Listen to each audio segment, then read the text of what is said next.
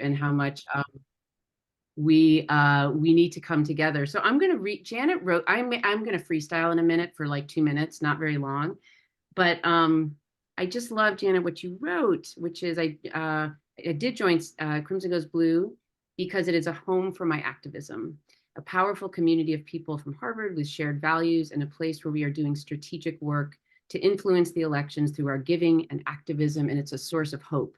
So that's what I want to talk about for my allotted 3 minutes. I was reminded of my favorite Anne Lamott quote, which is, "My mind is like a bad neighborhood. I try not to go there alone." And with Crimson Goes Blue, I don't go there alone. I was also, I'm reading Rabbi Sharon Browse's book, The Amen Effect. Thank you, Sabrina Peck, for turning me on to that. And she talks about mirror neurons. So mirror neurons, look, I did a little research. A mirror neuron is a neuron that fires both when an organism acts and when the organism observes the same action performed by another. So I'm thinking a lot about health, mental health, neurological health, as we do this work together. And guess what's not good for me? Doom scrolling by myself at 2 a.m, right, Brad? It is not good. But what is good is Crimson Goes Blue and the combination of head and heart. And at the end, when I wrap it up, I want to talk a bit about community. I'm sure you're going to hear a lot about it. Janet Singer, who along with Lisa are fearless leaders, Janet was a midwife. And I think about that a lot because we are midwifing a new era in democratic values, in equity, and boy, is it a fight. We all know it's a fight, but guess what? We're winning because of the strategy. So that's the head part. I didn't know that there were people like Janet and Lisa who do research on where I should put my money. I didn't know that some candidates are never going to win, no matter how much you give money, and some candidates are going to win and I don't have to give them money. So they have this wonderful portfolio that you're going to hear more about that is literally donor advised political giving. So when you get the texts every 5 minutes, like give money, you can delete it and feel good about it because you know your money is going where it needs to go.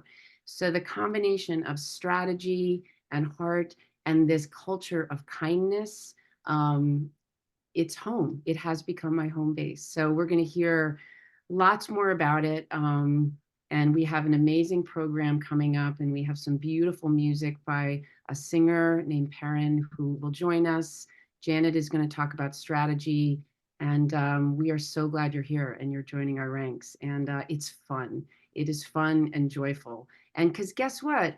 Outrage is not sustainable. I get burned out. I can't take it. I literally can't take it. My body can't take it. But with this community, I get nourished and I have fun doing it. And that's not a joke, actually. It's not a lie. So did I do it? I did it. So now I'm going to introduce a poll. Is that great? Okay. So we're going to have a poll because we thought it would be good to sort of hear how you guys are feeling, just so as we community build with one another. So this poll, what is the one word that describes your current feelings about the 2024 elections? How involved have you been in election activism in the past? And then I think there's one more question, one more poll. And so we're going to get all your responses and sort of have it as a jumping off point. And that's the other thing. You know, before 2016, I was at every 4 years, maybe every 2 years, pretty much every 4 years activist in terms of American politics. That seems so long ago. I don't think that way. I also want to give a shout out to Sienna Guzman, who runs my West Valley Swing Left chapter. You'll hear about that too, the way that Crimson Goes Blue partners with other organizations like Swing Left, like Field Team 6, so that we can leverage what we're all doing in the most useful way. So that is my opening spiel, and I'm going to now pass it over to Lisa Ulrich. I want to get the title right, who is one of Crimson Goes Blue's co-founders, and she's the managing director, and she will share the rest of her plans for tonight. Great. Amy, thank you so much. Amy is like a warm bath of joy, of inspiration, of generosity. I'm so appreciative of you, Amy, for the spirit and the community that you've helped us to grow.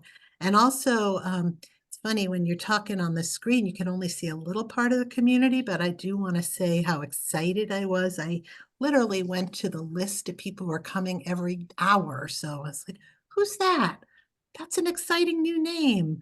Wow, the film producer. So just want to tell you what a special night it is, because our goal here tonight, with 10 months till the election, is to leave you feeling more informed, more inspired, and most importantly, ready to roll up your proverbial sleeves to get working on what you will hear from Janet is a winnable election. I really want to emphasize that, a winnable election. We are part of a movement of Harvard alums who are committed to building strengthening our democracy and building and electing Democrats. And so you are, whether you're existing member, a member who's done very little, or a prospective member, joining what I think of as an amazing new way for alumni to come together in community to make a difference.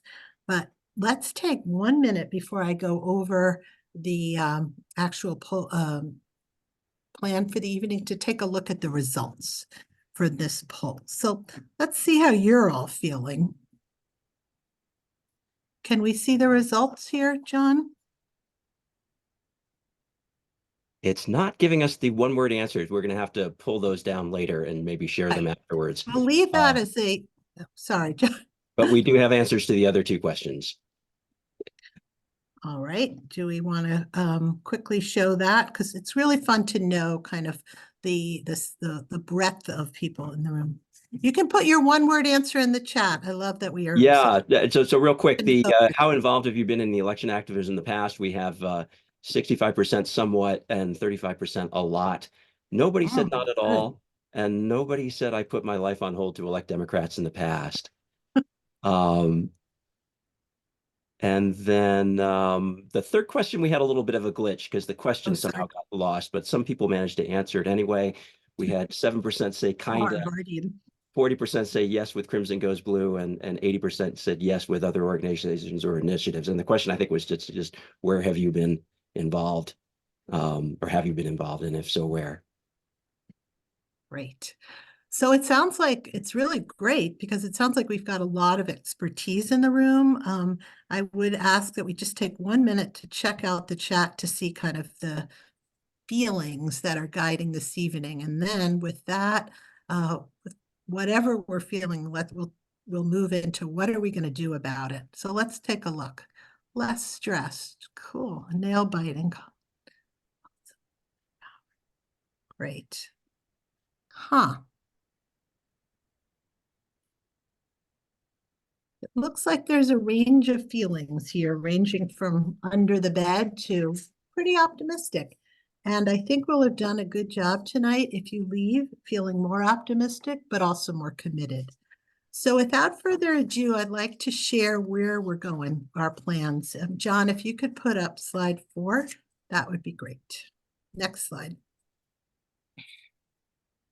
Okay. So in a minute, we're going to share the story of our origins because I think it's very emblematic of one of our core values, which is the notion of community and coming together to make a difference. Then we're going to hear about how we're going to win from Janet, our political strategy, and most importantly, how you can get involved and why you'll make a difference. By then, I hope you're really convinced, like, I got to join. And we'll talk very briefly about the benefits of membership. And then fittingly, Perrin will end on a note of musical uplift, and Amy will share her closing hopes. There will be a time for Q&A within Janet's speech, or it's really speech, it's a presentation. And then we'll stay after for a few minutes for discussion. And we'll also be sending a letter after this night with some links to kind of taking action. So don't worry about if you haven't, you don't have to take notes on this. So let's, this summer, interns have been hugely important throughout our whole existence. They're kind of the fuel, some source of fuel. And this summer, one of our interns created a video that really chronicled our birth story and a little bit of what we do. And we want to share that with you right now, a portion of that right now. Thank you, everybody.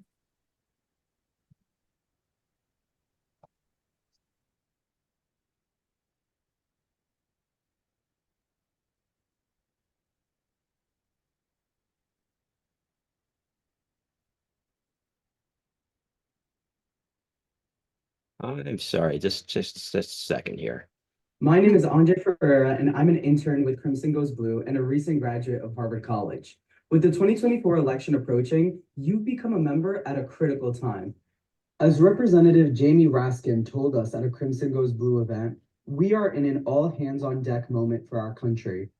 On behalf of everyone in CGB, I am thrilled to welcome you to our wonderful and growing Harvard community, a group of folks committed to using our talents, passion, and resources to elect Democrats and protect the freedom to vote and the integrity of our elections. In a moment, I'm going to share how you can take action as a new member. But first, we wanted to tell you a little bit about why we created Crimson Goes Blue and about our aspirations now. CGB was founded in 2019 by members of the class of 1984 during their 35th reunion. Starting with only a Facebook group, over 700 alums joined in the effort to defeat Trump and take back the Senate. After that election, the original CGB members shared that they wanted to stay involved, and we discovered that alumni from other classes wanted to join as well. Why did they?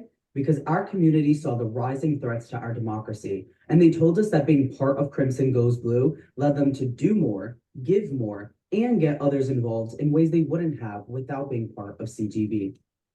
So we transformed from a pop-up initiative into a hub for organizing the Harvard community on behalf of our democracy.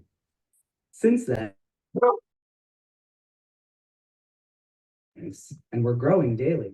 Crimson Goes Blue focuses our members' time and funds on close winnable races in key states, from voter registration to phone banking, to canvassing to donating. We've organized high-impact virtual and in-person opportunities to get involved. Many of our activities are like mini reunions. The upcoming 2024 elections will be deeply consequential for our country, a choice between MAGA Republicans and forward-looking Democrats. Over the past few years, the Democrats have passed important legislation that is making a real difference in the lives of everyday Americans. And with all the momentum that's been built by groups like CGB, we're optimistic that we can re-elect Joe Biden, hold on to the Senate, and take back the House. But we can't do it without the time and support of members like you. Here's how you can make a difference and have fun doing it. 1, get informed. It's a complicated political environment, and we help you to make sense of it. Join the conversation and stay informed through our regular email newsletter, website, and our private Facebook group. 2, get inspired. In need of an infusion of hope and perspective, come to our regular Zoom events featuring Harvard activists, academics, and national leaders. 3rd, and most important, get involved. With teams led by knowledgeable members in the battleground states, we're focusing on the most competitive races up and down the ballot in the most critical states. To win in 2024, it will take all of us giving our time, our funds, and spreading the word about what the Democrats have achieved.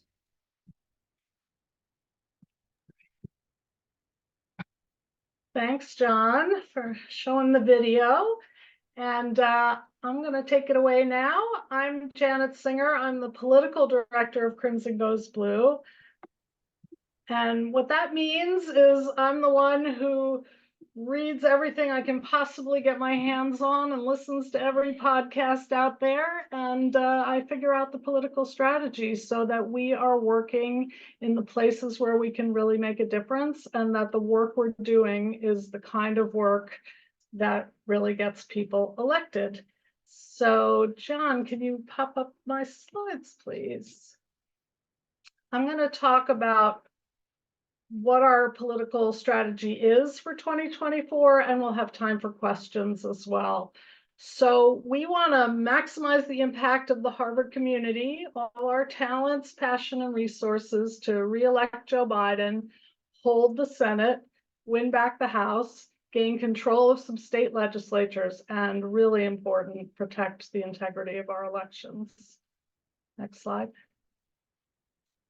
When we look at the presidential battleground, I think everybody knows that you win the presidency in just a handful of states.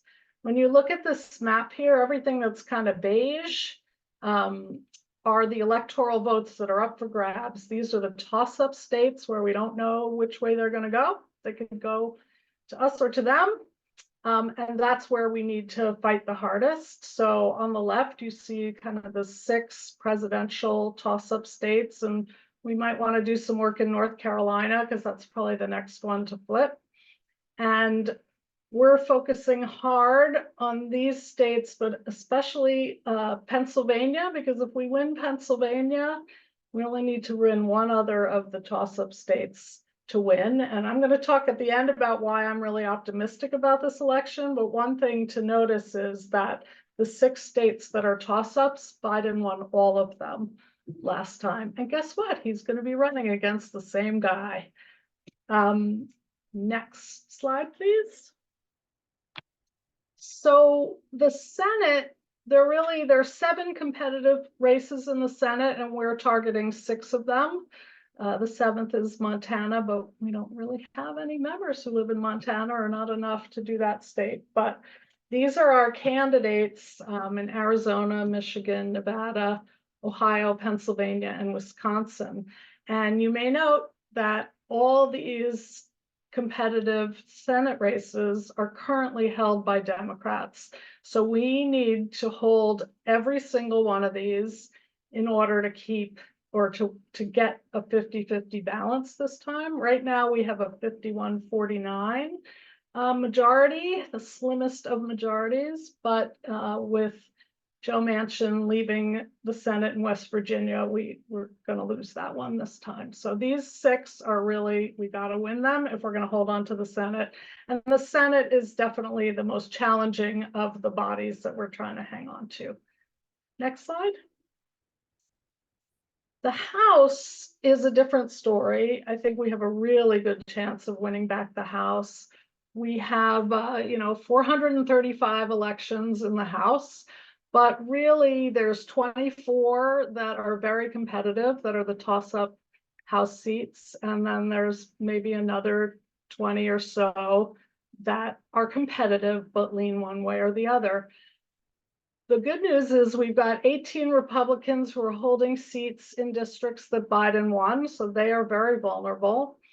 And we have to flip 5 seats to get the majority. New York and California each have 5 or 6 competitive seats. So that's where we're mainly going to focus for the House, because the rest of the seats are kind of spread across the country. We have a lot of members on the 2 coasts, so we have big teams in both New York and California, and that's where we're going to put our main efforts to win the competitive House races. Next one. There are other races more down ballot that we'll be looking at. There's only 2 competitive governor's races in the country for 2024. And there are state houses, which I think people have grown to realize how important what happens in state houses is. It's where all these anti-abortion, anti-trans, anti-books kind of rules get passed. And so we have some state houses that we can flip or hang on to very tight majorities. So that is where we're going to go. And at the bottom of this slide, you can see a link, which I hope Jacqueline will put in the chat for you all. But on our website, we have a page called the competitive races, and you can spend a lot of time going there and click on all the different races. So you can really see who we're working for and where we're going to be working. Next slide. So how do we actually do this work? Well, we have teams that we call our action teams. We have a team for all of our different target states, and we also have teams for different program areas, like we have a big phone banking team that's been making calls to New York 3 so we can get Santos's seat back in the Democratic column. And we have a voter protection team where it's one of our biggest teams. We have a lot of people working on hotlines and helping people vote and finding the bad actors who are out there. So with our teams, we collaborate also with organizations on the ground wherever we're working. So at Crimson Goes Blue, we are not reinventing the wheel. When you come to a phone bank of ours, while it will be all Crimson Goes Blue people in the room making calls together, we're using someone else's voter lists and numbers. So we find the best partners wherever we're working. That could be the Democratic Party, that could be some grassroots groups like Stacey Abrams' New Georgia Project. So we're really trying to get the expertise for the best experience for our members. And then the tactics that we use are the boots on the ground tactics that make the difference in elections, especially ones that are going to be close. So we register voters, phone bank outdoors, write postcards. We're going to have a big texting program. And like I said, the voter protection. In addition, Amy alluded to our Crimson Goes Blue portfolio, which is how we help you give donations to the most effective places and races. And I will talk about that in a few minutes. But I'm going to stop for a few minutes, see if you have questions about what I've just thrown at you. I'm a real political junkie, as you can kind of tell, so sometimes I get in the weeds. So if you have questions about anything I've said or want to know how Crimson Goes Blue is doing the work, now's your time. So if you can use the raise hand function, that's probably the easiest way to do this.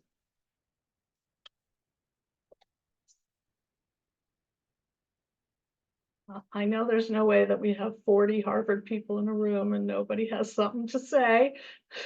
Don't be shy. Nothing? Any Sabrina. Oh, good.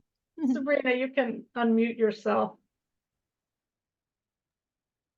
I'm sorry, I just have a computer problem. So I'm hacking away at the mute button and it wouldn't go up. Thank you for taking my question, even though my screen is off.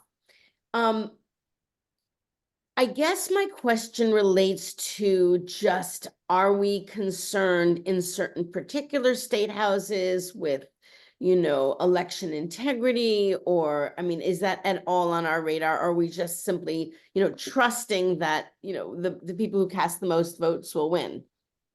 Oh, no, we're very concerned about that. One of the projects that the voter protection team did last year, just as an example, we called every election clerk in the state of Michigan and asked them, if you get a ballot where the signature doesn't match, what do you do? And through that calling, we found the places where the people who were going to try to not let people actually have their vote counted were, and we reported that to the Democratic Party of Michigan. So then we knew to have more poll watchers in those places and to be paying attention to whose ballots were rejected. I will say that that calling, for the most part, the clerks we talked to were fantastic. And I was first very skeptical. The first one I talked to said, oh, well, you know, if someone's signature doesn't match, they can just come into the office and fix it. And I said, well, when's your office open? And she's like, well, Monday from 1 to 3 and Thursday from 2 to 4. And I was like, how's someone going to do that? And she goes, oh, honey, if they can't come, I'll open the office whenever it's convenient for them. Last year, I took the ballot to the hospital for somebody. So that is actually how most election workers are, but we found the ones that weren't like that. So that's just one example. But yeah, I think there's a lot to be concerned about and that we need to keep our eyes open. Also, I remembered that there was ballot curing, which Yes. was, could you speak about what you guys did with that? Because I remember being very impressed by that. Yeah, so what ballot curing is, in a way is a kind of a new thing that has come about since there is so much mail-in voting now. So there used to be so few absentee ballots. You know, the numbers that were rejected were not the ones that were making the difference. But now where you've got states where everybody's mailing in their ballots can be rejected because the signature doesn't match, because they didn't put their address on, because they didn't put it in the right envelope. And so we know which ballots are rejected and we know which Democratic ballots are rejected. And then we call those people and help them cure their ballots. So a lot of times they can go into the local election board and, you know, rewrite their signature or whatever. So we with our voter protection team, we have a bunch of states that we're going to be curing ballots in, and actually they're setting up to cure ballots for New York 3. Like, New York's never done ballot curing, but now there's more absentee ballots there, and so we're getting ready to do that. So yeah. I see Jonathan Abel, you have a question. Or maybe Julie has a question. It's actually Julie. Since Hi, we're on Julie. the screen. Hi. I'm very interested in your voter protection stuff. I worked on, that's been an area I've been active in. I've worked a lot with the League of Women Voters. I am wondering, in that area, one of the things that was so deeply concerning about 2020 was the amount of intimidation that election workers were facing. And I'm wondering where that falls on your radar, because I mean, I've done that myself, and those are the people who count the ballots, who check people in, who do all that stuff. Yeah. So And, we've done a couple things around that. One, we've encouraged our members to volunteer to be poll observers. And you want poll observers to go to the places where there might be problems, partly because if somebody is sitting and observing, others are less likely to try to be cheating and intimidating.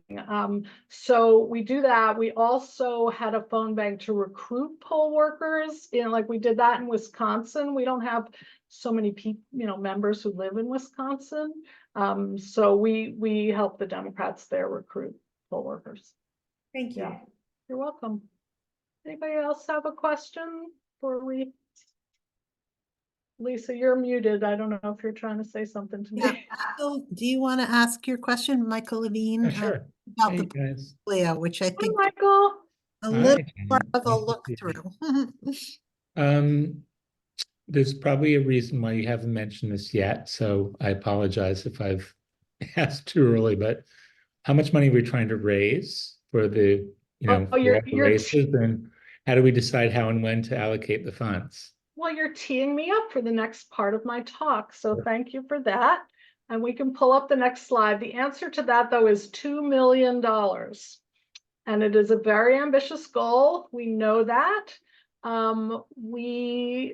For the midterms, with a smaller number of members, we raised 500,000. So we've really are putting ourselves in a stretch position to try to raise 2 million. But I really think we can do it. I think we can do it because we're going to give you a really good tool to do it with, and because we know how much people donate to Harvard. So I know in our community there's money.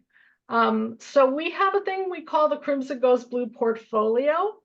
And what it is a group of candidates and grassroots groups who we recommend that our members give to.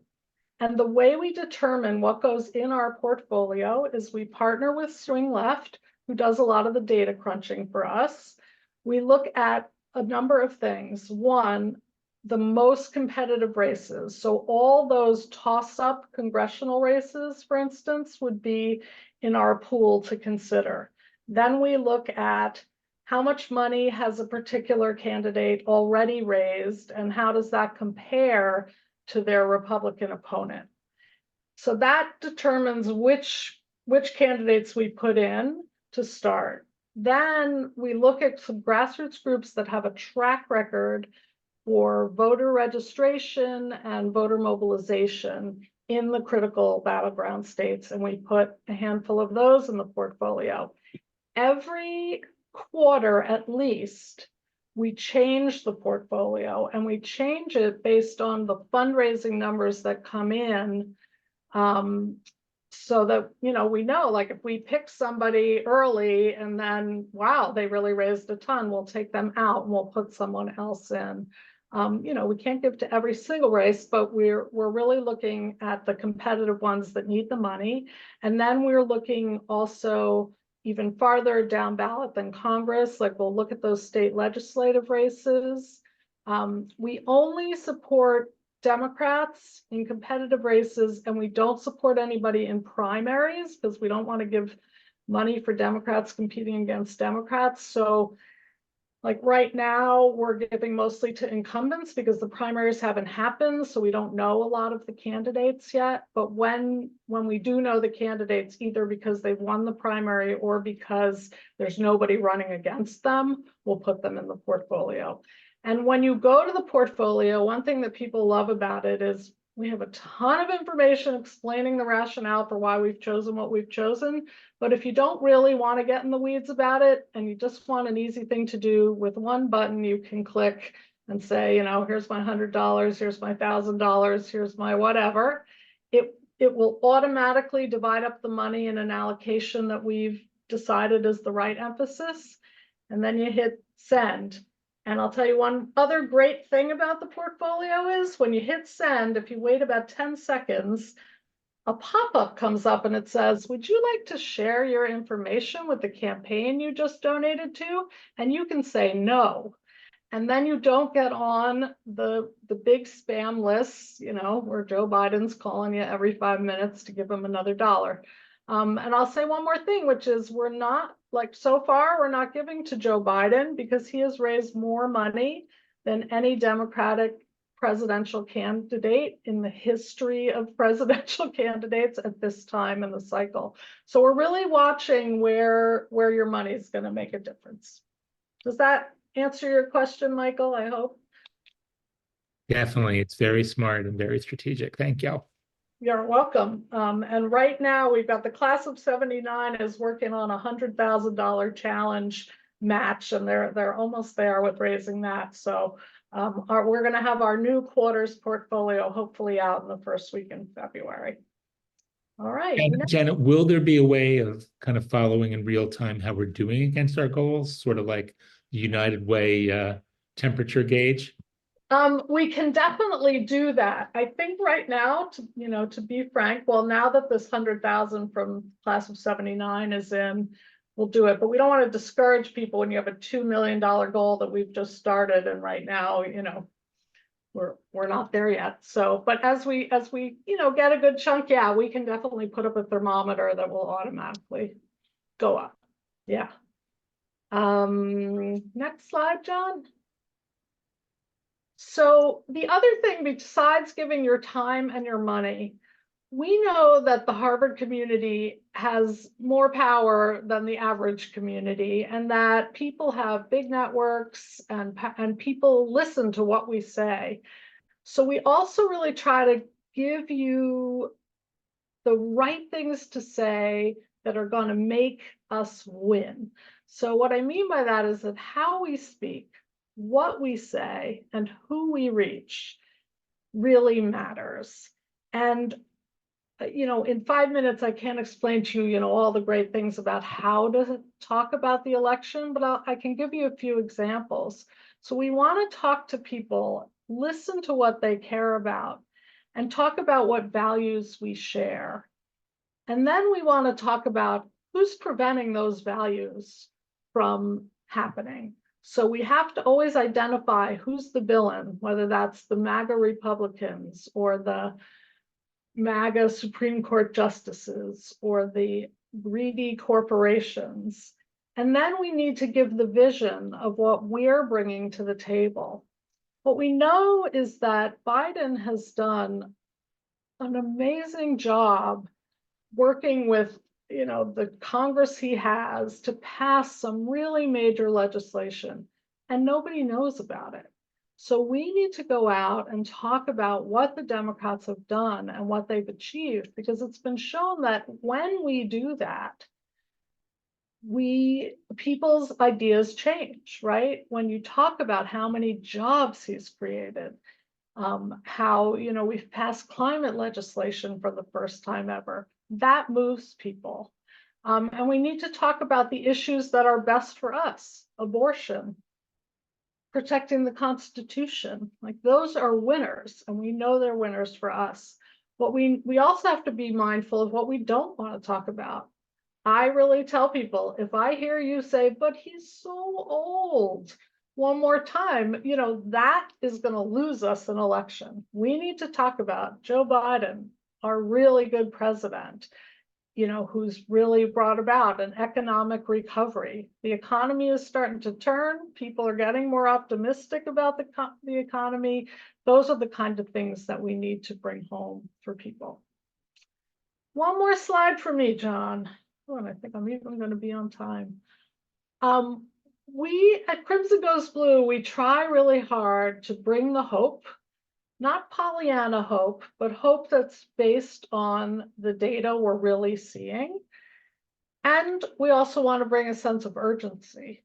So I want to tell you a little bit about why I'm optimistic that we can win this thing. I want you to remember that the way things are portrayed in the press is about selling papers, and it isn't about getting to the truth. For the last couple months, they've been trying to convince you that there was actually a competitive race for the Republican nomination. Well, there wasn't, and there isn't.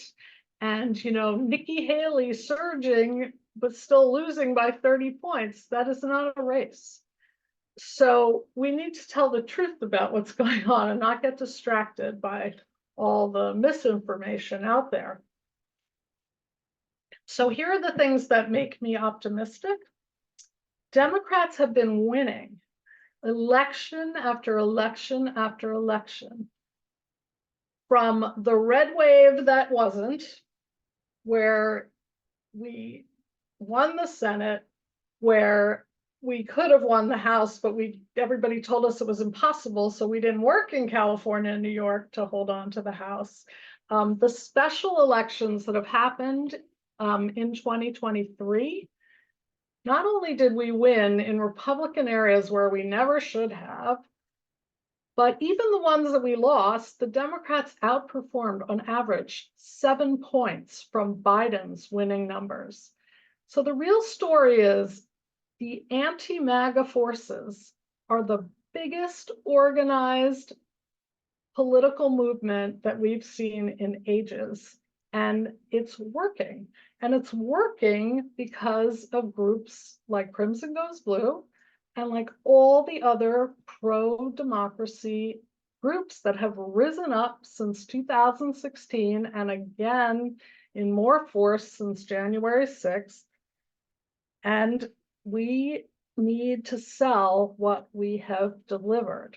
So if we can sell it, and we have to compare our candidates to their candidates. Trump is crazier than crazy right now. I don't know if you guys saw like his version of victory speech where he's swearing and criticizing the other candidates. When he got off of Twitter, it was like he vanished, and people have forgotten how bad he is. And now he's coming back, and he's going to be on the stage.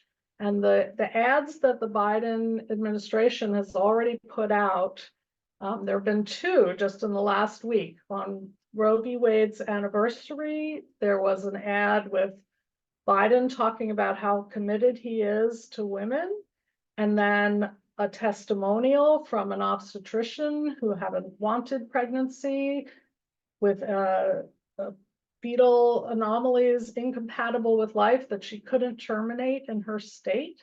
So this story that was so important to hear, and then the commercial ended with clips of Trump going, "I ended Roe v. Wade. I was the only one who could do it. The Republicans have been trying for years, but I did it. I did it." So those kind of ads coming out are going to really help in our story.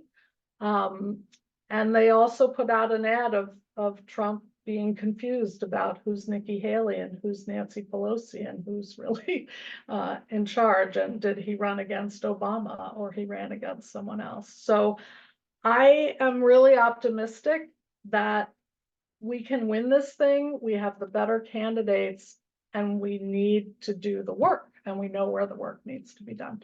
So I will leave you there. And I think I'm turning it back over to Lisa.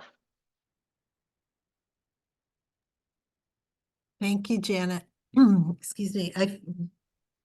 Oh, great. So I hope that for those of you who felt really concerned, you already feel a sense of relief. For those of you who felt optimistic, tonight's been reinforcing so far. I am here to tell you that tonight begins the beginning of a movement we have to double our membership. For very obvious reasons, we need more of you to do the work, to give funds, and to get other people involved. And so I want to, and that sounds very kind of harsh, but the good news is that being a member is also very inspiring, fun, and free. So, John, can you put up the slide for President Deval Patrick? Wonderful. So I love that Deval Patrick is looking us straight in the eye, because he shared a very high compliment and I'd say a challenge in telling us that the work that we were doing was not only critical, but indispensable. And so I hope that if you're not yet a member, that you will consider joining us. It's free because we want to build the widest and most welcoming tent possible. But it's a chance it's a chance for you to become informed, inspired, and as you heard, take really high impact and thoughtful action on behalf of the Democrats, our democracy. We have very intentionally said, who's in this Harvard community?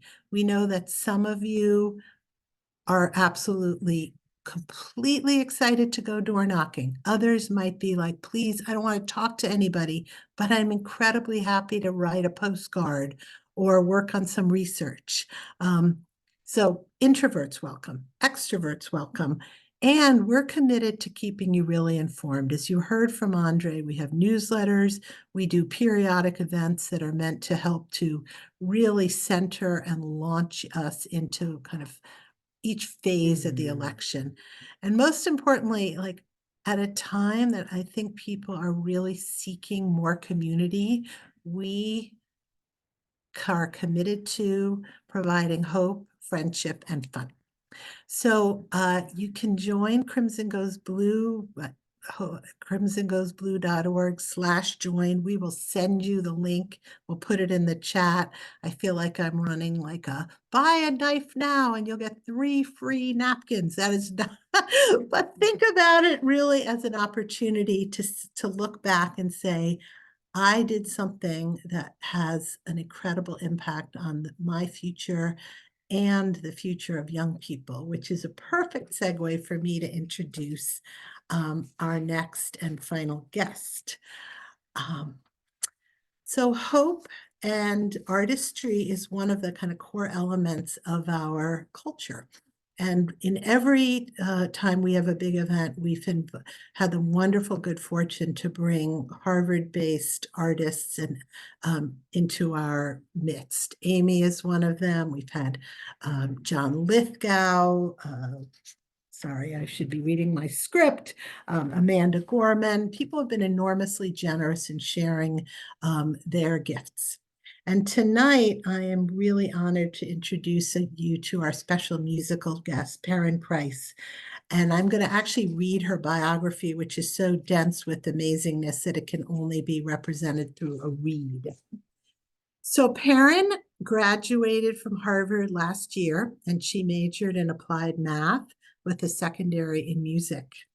And in her time as a Harvard undergrad, she not only went to school, she taught math, she mentored first years, she worked as an EMT, she worked with the Harvard Alumni Association and with the admissions office.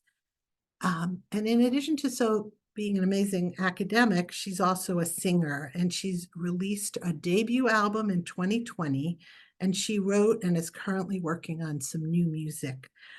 She's performed as a vice president of the Kumba Singers and as a solo vocalist in various venues, including as the jazz standard recently at the NAACP National Convention.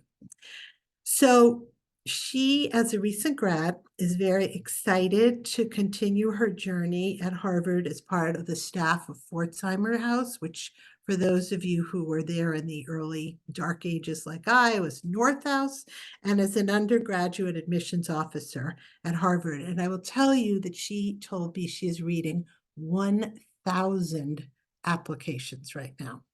So it's particularly source of honor that she's also sharing her talent. So she is happily delving into postgraduate life in higher ed and pursuing her music career. And so I have the great good fortune not only of introducing her, but of being kind of her agent tonight. If anybody, upon hearing her gorgeous voice, says, gosh, I'd like to hire her, I'd like to help her build her musical career, we've put her email in the chat, and she will love to hear from you. So without further ado, I am so honored and appreciative to introduce you to Perrin Price. Thank you so much for that introduction, and I'm so honored to be able to sing today. Thank you. You're broken down and tired of living life on a merry-go-round, and you can't find the fighter, but I see it in you, so we gon' work it out and move mountains. We gon' work it out and move mountains. And I'll rise up, I'll rise like the day, I'll rise up, I'll rise unafraid, I'll rise up, and I'll do it 1,000 times again. And I'll rise up, I like the waves, I'll rise up, in spite of the ache, I'll rise up, and I'll do it 1,000 times again. For you, for you, for you, for you.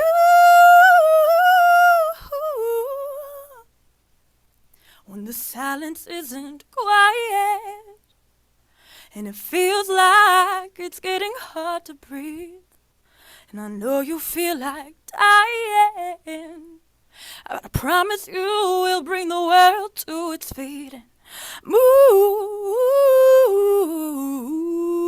mountains. Take it to its feet and move mountains. And I'll rise up, I'll rise like the day, I'll rise up, I'll rise unafraid, I'll rise up, and I'll do it 1,000 times again. And I'll rise up, I like the waves, I'll rise up, in spite of the ache, I'll rise up, and I'll do it 1,000 times again. For you, for you, for you, for you.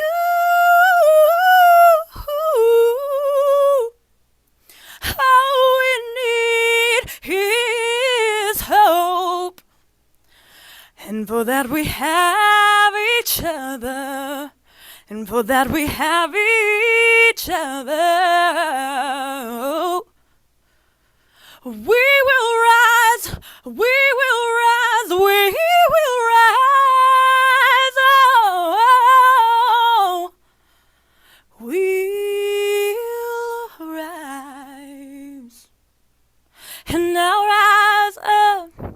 rise like the day. I'll rise up. I'll rise unafraid. I'll rise up. And I'll do it 1,000 times again. And I'll rise up. I like the waves. I'll rise up.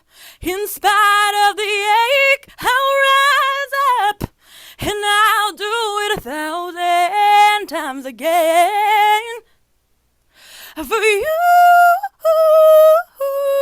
you, for you, for you.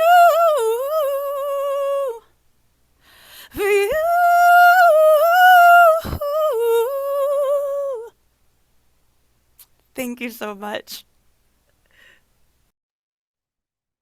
Wow, I'm sorry we're all muted. That was beautiful. Amazing.